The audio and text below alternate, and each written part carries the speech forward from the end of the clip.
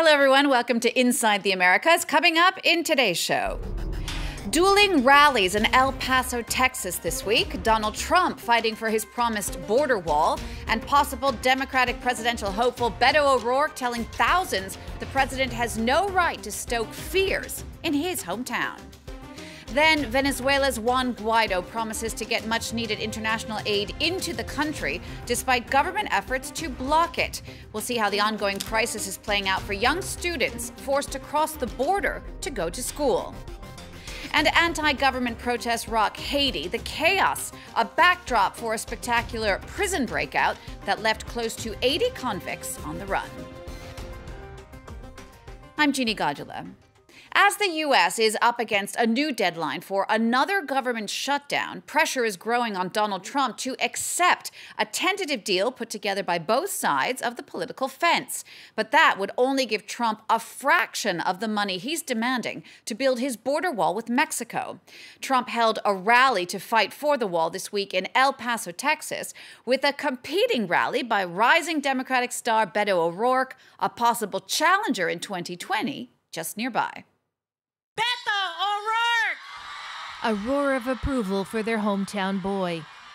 Beto O'Rourke, one of the rising stars of the Democratic Party, rallies his supporters back in Texas.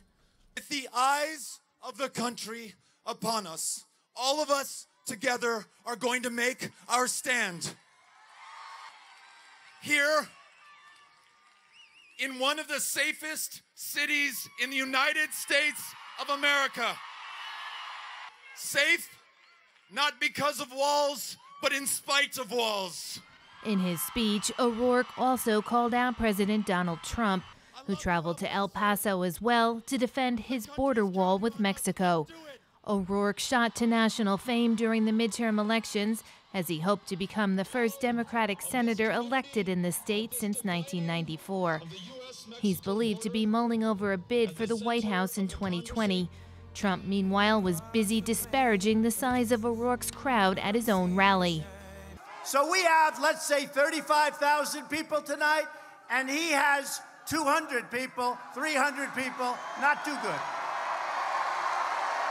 In fact, what I would do is I would say that may be the end of his presidential bid, but he did challenge it.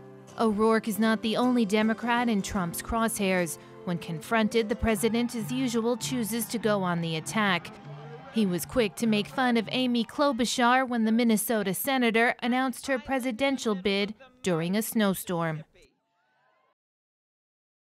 Amy Klobuchar announced that she's running for president, talking proudly of fighting global warming while standing in a virtual blizzard of snow, ice, and freezing temperatures. Bad timing. By the end of her speech, she looked like a snowman woman. Some political analysts say the priority for the Democratic Party is to find a candidate who will not only be able to beat Donald Trump, but also stay above the fray. Our number of the week is this one, 10. That's for the number of convictions against notorious Mexican drug lord Joaquin El Chapo Guzman. The head of one of the world's most powerful gangs was found guilty of crimes spanning some 25 years. He's now facing life in prison for smuggling tons of drugs into the United States. El Chapo was also found guilty of money laundering and possession of weapons. In Venezuela, the standoff over international aid continues between President Nicolas Maduro and opposition leader and self-declared interim president Juan Guaido. Guaido says he is going to get that aid in by February 23rd, but Maduro is blocking the cargo trucks at the border, saying the aid would just open the door to a U.S. military intervention. The ongoing crisis in Venezuela has had its effect on many aspects of life there, including education. With many Venezuelan teachers on strike over pay, schools across the border in Colombia have seen their numbers rise. Our team on the ground has more now on one Colombian school where the majority of students walk over from Venezuela every day. Crossing the border from Venezuela to Colombia, these young Venezuelans make this journey every day to go to school. Maike Palacio lives in San Antonio del Táchira in Venezuela. It takes her 2 hours to bring her daughter and goddaughter to a school in the border town of Cúcuta. She says she has no option as the schools where she lives are closed. They haven't had any lessons in January. The teachers are on strike because they haven't been paid. So basically they were having to teach for free, and so they resigned. There are more than 1,000 Venezuelan children who are studying in Cúcuta but live on the other side of the border, and demand for places is high. Since October, we've received more than 9,000 requests for only 600 new places. The children's uniform helps them get priority when crossing the bridge into Colombia and to get past border guards. The uniform means that they can skip the queue and go through the middle, through the exit for the elderly people. So for now, despite the long school run, these Venezuelan children can keep their studies going. In Canada this week, the sudden resignation of a government minister turned vague allegations of interference in the criminal prosecution of an engineering giant into a deepening political crisis for Prime Minister Justin Trudeau. He says he was surprised when Jody Wilson-Raybould quit following demands the government come clean about whether Trudeau's office had pressured her to go easy on SNC-Lavalin when she was Justice Minister. Media reports say people in Trudeau's office tried to lean on her last year to allow the company to escape with just a fine. Trudeau has denied the report. It's time now for our picture of the week. This is a car being used as a barricade by protesters in Haiti as clashes broke out in the heart of the capital, Port-au-Prince. Protests have gone on for close to a week now against the Haitian president, leaving 6 people dead. And the situation grew only more tense when close to 80 detainees broke out of a prison in the south. Catherine Viette reports. Burning tires, looted storefronts. Port-au-Prince resembles a war zone as days of protests have turned violent. And pressure mounts on President Jovenel Moïse to step down. Demonstrators are angry over reports of alleged corruption and embezzlement of development money. The scandal centers on the Petro-Carib Fund, which saw Venezuela supply Haiti and other Caribbean and Central American countries with discounted oil and generous borrowing terms. But investigations into the program discovered that nearly $2 billion has been misappropriated, in one case by a company owned by the president. The police must arrest all the people who stole money from Petro-Carib. We will be in the streets until Jovenel leaves power or steps down. Cité Soleil residents don't play.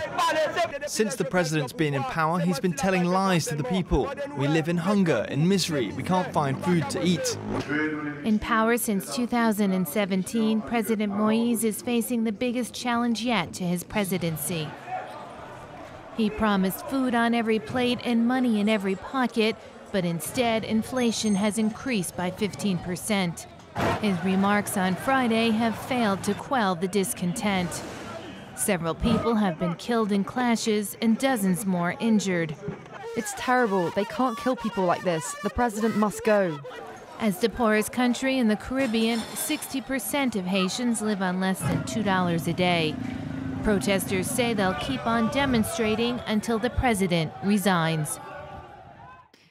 Next to Argentina, last July, the president announced that for security reasons, he would be sending soldiers to the north of the country along the border with Bolivia. The move prompted an outcry in Argentina. Since the end of the military dictatorship in 1983, the role of the armed forces has been limited to defending the country from foreign attacks.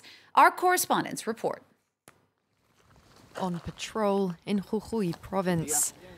These Argentinian soldiers are deployed in small units along the border with Bolivia, an area where smuggling and drug trafficking are rife.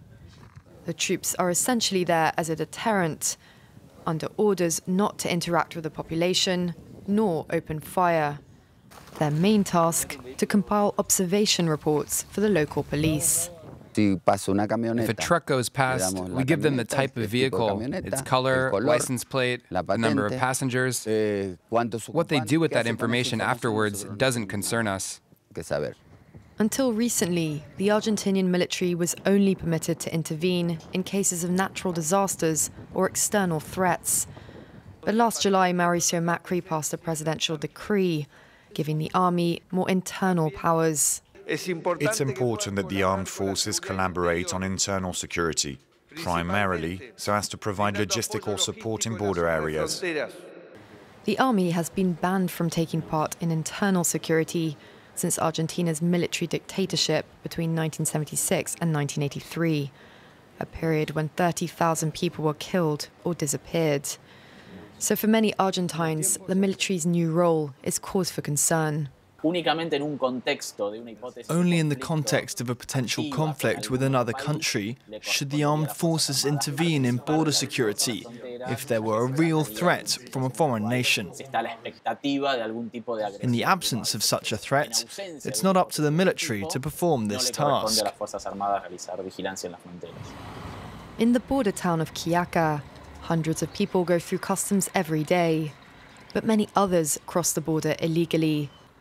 The town's mayor believes the soldiers' presence is good for the community. We need them here. We're talking about a border more than 400 kilometers long. But human rights organizations and the opposition fear that the army could overstep its mark and that the government could call on soldiers to suppress growing social protests. They ultimately want the military reform to be put before Congress.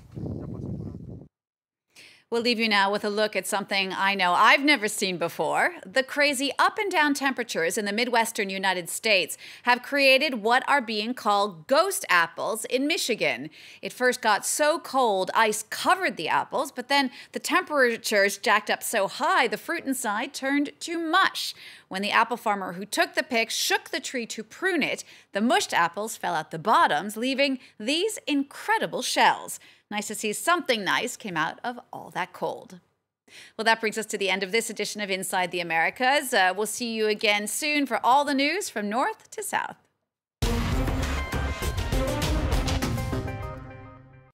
France 24, c'est la richesse de la diversité culturelle mondiale avec un réseau de correspondants à travers la planète. روح مهنية شعارها واحد حرية التعبير. هذه هي بصمة France 24. Africa on France 24 is about its people and their stories.